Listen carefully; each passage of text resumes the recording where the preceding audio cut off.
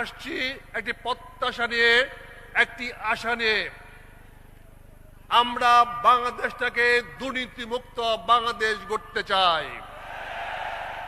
আমরা বাংলাদেশ থেকে চাঁদা মুক্ত বাংলাদেশ গড়তে চাই।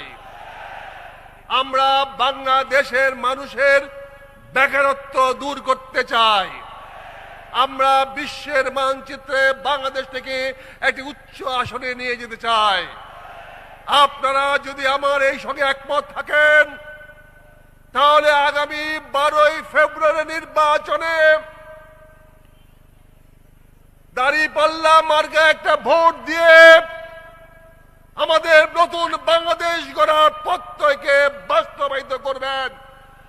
একটি হ্যাঁ ভোট দিয়ে দেশটাকে উন্নয়নের পথে, ন্যায় ইনসাফের পথে আপনারা নিয়ে যাবেন, এই প্রত্যাশা রেখে আমি আজকে এখানে শেষ করলাম। আসসালামু আলাইকুম। সবাই ভালো থাকবেন, সুখে থাকবেন, শান্তিতে থাকবেন, নিরাপদে থাকবেন। আসসালামু আলাইকুম।